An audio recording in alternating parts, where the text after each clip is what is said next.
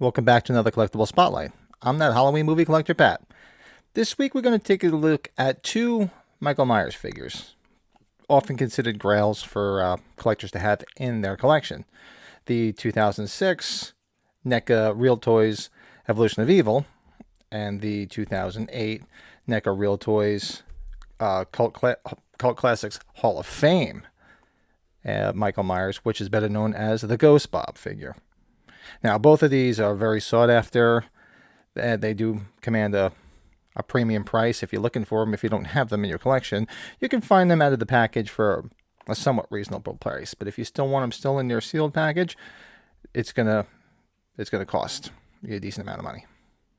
Now, I remember when these were for sale. I remember back in FYE when I saw them back in 2006, 2008, around that time, and I had to have them. They were just too cool. I could kick myself for not buying more than one. I mean, not just because they're worth a lot of money now as an investment, but I just never opened them up. I've just always been that type of collector that didn't open things up. I mean, certain things, yeah, I'll take it out of a box. If it's in a particular box that I can put it back inside the box, not such a big deal. But with the NECA figures, the way they're sealed, once you open them, the packaging is shot. So it's kind of, you need to kind of get two if you want to actually display something. So let's take a look at the Evolution of Evil. The 2-pack, which I thought was a great concept. It was genius. But the young Michael in the clown costume, and you put the older Michael Myers in his jumpsuit and mask. Now the package comes with, obviously young Michael with a removable mask, comes with a bloody knife, which is presumably after he stabbed his sister Judith. Then the older Myers in this jumpsuit with mask with a non-bloody knife, comes with a light-up pumpkin, and of course the classic Judith Myers tombstone, which was displayed beautifully above Annie's corpse in the Wallace house. On the back of the package, you get a photo of both figures with the tombstone and the pumpkin lit up with a synopsis of Halloween, which reads, "On Halloween night in 1963, 6-year-old Michael Myers unexpectedly murdered his 17-year-old sister Judith. As a minor, Michael was sentenced to Smiths Grove Warren County Sanitarium, where he remained locked away for 15 years. On Halloween night in 1978, Michael Myers escaped the sanitarium and returned home to Haddonfield to resume his murderous rampage. What is lying behind Michael Myers' eyes is purely and simply evil." Let's take a look at the Cult Classics Hall of Fame Michael Myers, better known as the Ghost Bob figure, from one of the most iconic scenes in horror history, where Michael Myers takes the sheet that after he just killed Bob and impaled him to the wall into the kitchen and pretends to be Bob and comes in to see a naked PJ Souls lying in bed. One of the most iconic scenes. I mean, that part where you hear that door creak open and you see Michael Myers, you were like, holy shit. So the Ghost Bob figure comes with, it's actually the same mold Myers as the Evolution of Evil, with the removable sheet with glasses attached to it. It comes with a pumpkin that doesn't light up and a non-bloody knife. And on the back of it, it does have the same synopsis, which I'm not going to read again, as the Evolution of Evil. So they just repurposed that, along with some photos of other Hall of Fame figures they released at the time, including the Crow and our favorite, Captain Spaulding from House of a Thousand Corpses. Rest in peace, Sid Haig. Now, both figures were released by NECA, but under their Real Toys division, which was created in 2002 to basically release toys, dolls, fake collectible figures, basically everything that we collect as Halloween collectors, and most collectors that collect action figures. And they have a ton of license that they own, I should say, where they produce. I mean, everybody knows NECA. It's huge. What is interesting, if you look at it, now that this time has gone by, if you look at the back of the both packages, they will say they were licensed at the time by Miramax, which I guess was holding the trademark, because if you remember the movies, this was between Resurrection and the Rob Zombie remake, and Miramax, under Miramax was Dimension Films by the Weinstein brothers, which were putting out the Halloween movies at the time. So it's interesting to still see the Miramax on there because that's all long gone.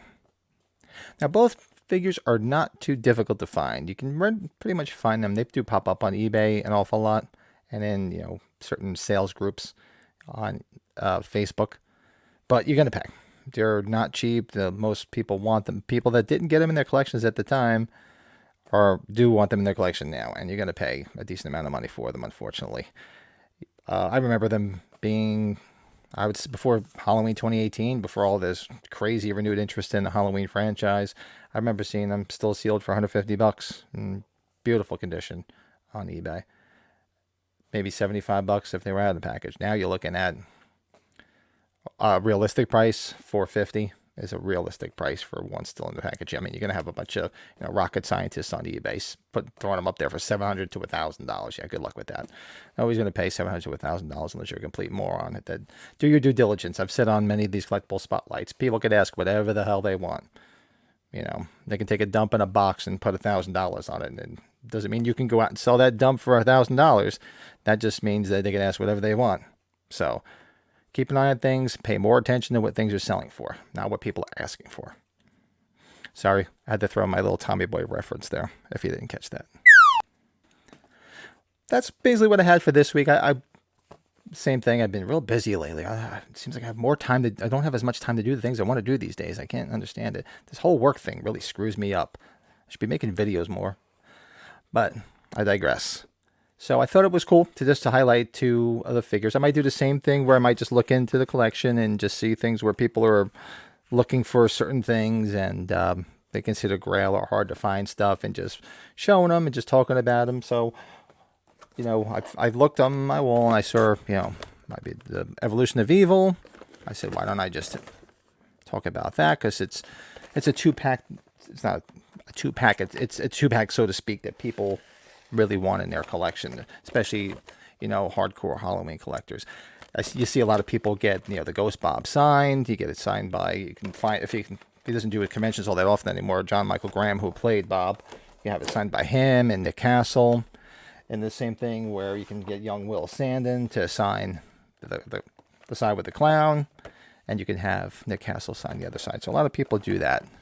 I've mentioned before, I think on a few videos, or if you watch the Halloween Collectors podcast that I do every Sunday, this is just me, and I'm not knocking anybody that gets all their figures signed. That's absolutely cool, but I just tend to leave everything just the way it is. But that's a cool concept, and that seems to be what a lot of people try to do. So if you can find them, that's what a lot of people.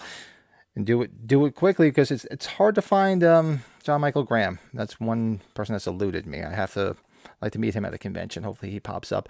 Hopefully at the H45 convention next year. Hopefully he'll be there. That's where I could probably catch him, because I'll be going to that. Anybody watching this is going to H45. Keep an eye out for myself and the rest of the knuckleheads on the Halloween Collectors podcast, because we're all going to be heading out to Pasadena and spoiling the party out there. So with that being said, as usual, spiel, anything behind me or anything on my Instagram page, which is at that Halloween movie collector. Interested in seeing this collectible spotlight? Don't be shy. Reach out to me if you'd like to do a collectible spotlight with myself. I've mentioned before, it'd be super cool to do one with somebody who has something that I don't have, and they can tell me about it, whether it's custom or just something I don't have. I don't claim to have everything, and I don't claim to know everything. So that'd be kind of cool. So right down below are all the links. Hit that subscribe button, hit that like button, because it helps people find them. Finding more people that are finding things, and hitting that like button always seems to help the algorithm. So let's get it out there and find some more Halloween nuts that love to just geek out on Halloween stuff. Also, as I mentioned, every Sunday at 7 p.m.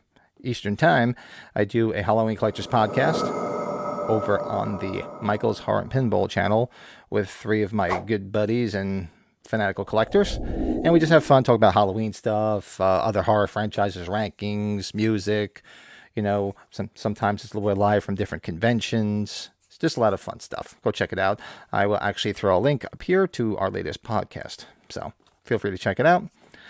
And if that's not enough, go to my Halloween and Michael Myers Collectors group over on Facebook and join. It's starting to get real busy with all the Halloween stuff coming out from all the different stores, and as you can see, to my right, my collection of all the stuff I picked up at Lowe's, which I have absolutely zero room to put everything, because I'm really running out of room. Soon all this stuff's just going to cave in on me, and I'll be buried alive. So checked out the group. Good group of people there. A lot of fun stuff going on in there. And just a lot of information. If you're looking for collectibles, that's the place to go, because when people do spot things in different places that you might not be aware of, they usually post it on there, because I've found it's helped me out a lot, where people found stuff that I didn't even know existed, and boom, I went and got it right away. Especially now, there's a lot of things popping up, and everybody's contacting everybody. Hey, look, this is here, this is there. You know, Party City's starting to ramp up stuff, and it's just Halloween craziness. It's going to be like this for the next 2 months. So hold on to your wallets. So with that being said, I'm going to get out of here. I do these every Friday. Try to drop them at 10 p.m. Don't be shy. Feel free to reach out, like, subscribe, hit that notification button. I will be doing a few more things during the week. Actually, I was thinking about maybe throwing some in next week after this weekend's over. I have a couple ideas. So maybe I'll sneak in a couple of other quick videos before I do a collectible spotlight on my Friday nights. So that being said, thanks for watching. Don't be shy, come back, and I'll talk to you soon.